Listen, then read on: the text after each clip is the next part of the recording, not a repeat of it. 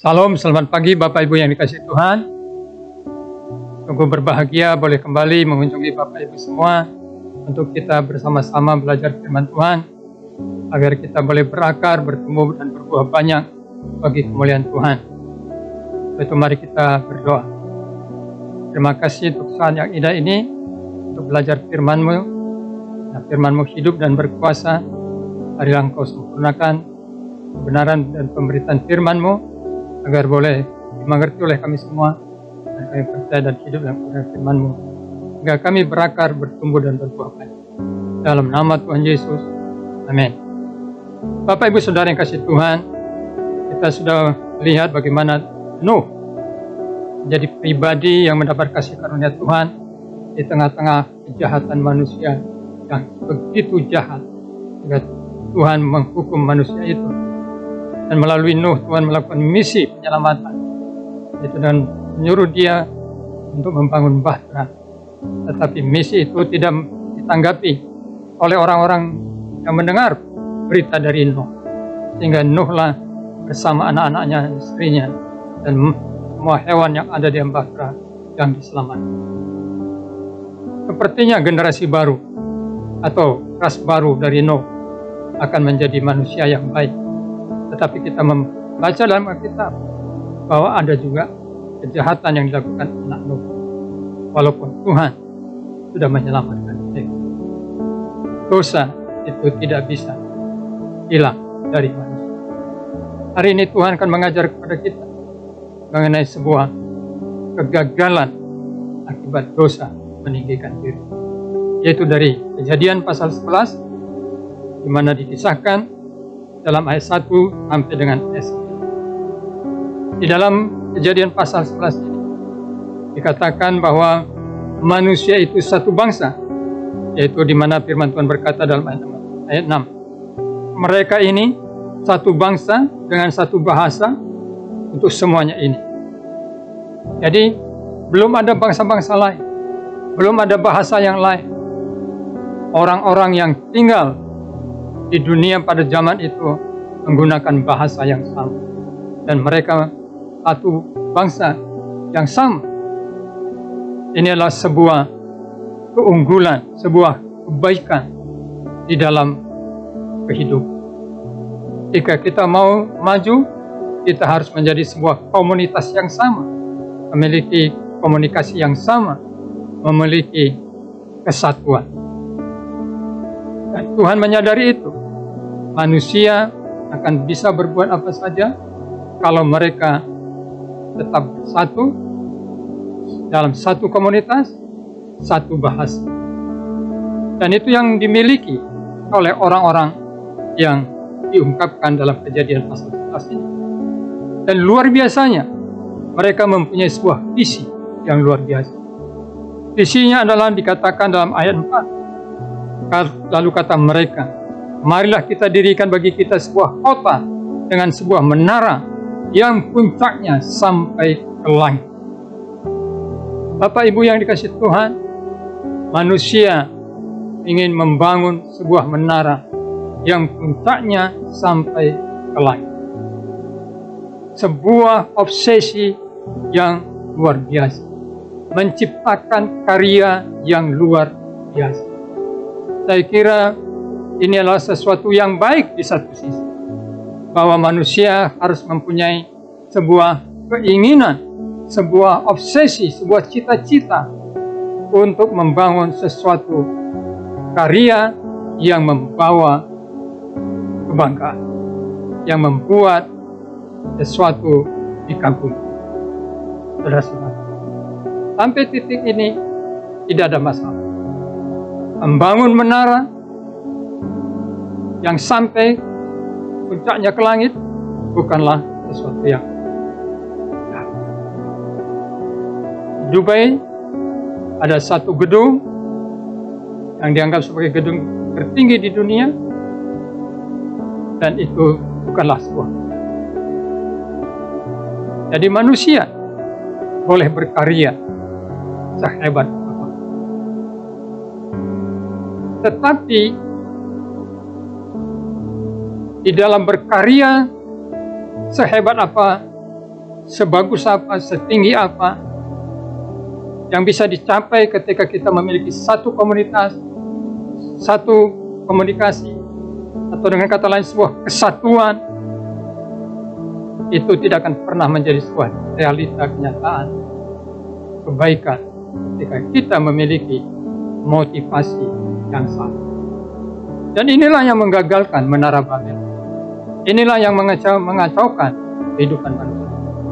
Dikatakan di dalam ayat 4 berbunyi seperti ini. Dan marilah kita cari nama supaya kita jangan terserak ke seluruh bumi. Saudara-saudara, di dalam pernyataan ini, marilah kita cari nama supaya kita jangan terserak ke seluruh bumi. Mengandung dua pemberontakan terhadap kehendak Tuhan. Yang pertama, manusia diciptakan bukan untuk meninggikan dirinya, tapi manusia diciptakan untuk meninggikan Allah Sang Pencipta. Manusia seharusnya mencari nama bagi kemuliaan Tuhan, bukan mencari nama bagi diri. Tetapi mereka yang hendak membangun menara yang sampai puncaknya ke langit itu dengan tujuan supaya nama mereka menjadi ditinggikan, dimuliakan, dan bukan nama Tuhan yang ditinggikan, dimuliakan. Ini adalah sebuah pemberontakan yang sangat hebat, sangat keji di mata Tuhan.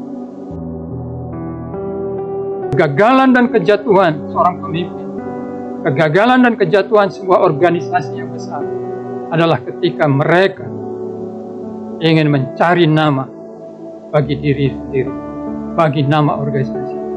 Gereja yang hebat, gereja yang dikagumi, akhirnya menjadi gereja yang lenyap karena mencari nama untuk gereja, bukan untuk nama Tuhan Yesus, kepala gereja. Lalu yang kedua adalah kesalahan yang kedua, di mana firman Tuhan ini berkata, supaya kita jangan terserak ke seluruh bumi. Ini juga adalah sebuah pemberontakan kepada Tuhan. Dalam Kejadian 1 firman Tuhan mengatakan, penuhilah seluruh bumi.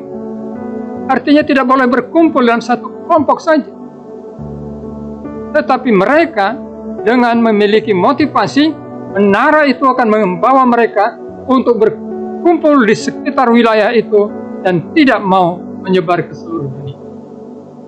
Sebuah perlawanan terhadap kehendak Tuhan dengan alasan kesatuan.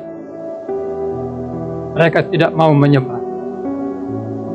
Ini juga bisa terjadi dalam kehidupan berjemaat, dalam kehidupan bergereja, saudara-saudara. Gereja ingin mengelompokkan diri menjadi kelompoknya eksklusif. Orang-orang Kristen berkelompok menjadi kelompoknya eksklusif. Padahal Tuhan berkata, pergilah, beritakanlah Injil sampai ke ujung bumi.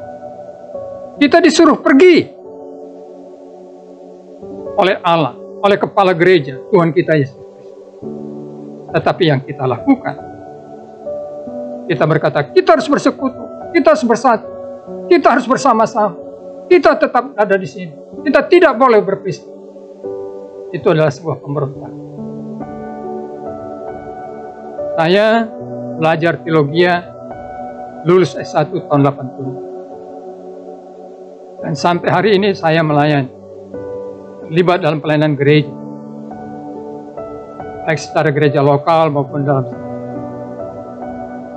Belum ada saya temukan di dalam Alkitab yang mengatakan, jadilah gereja yang eksklusif. Jadilah gereja yang mengelompokkan diri dan tidak pergi. Yang saya baca dalam Alkitab adalah pergi, pergi, pergi, beritakan. Saudara-saudara yang kasih Tuhan, jemaat yang kasih Tuhan, ketika engkau mencari nama untuk dirimu sendiri, engkau mencari nama bagi organisasimu sendiri, dan bukan mencari nama bagi kemuliaan Tuhan, kegagalan pasti. Dan ketika kita melawan kehendak Tuhan yang menyuruh kita untuk menyebar, berdiaspora, tapi kita berkata kita harus tetap satu, mengelompok satu, kegagalan dan kehancuran pasti.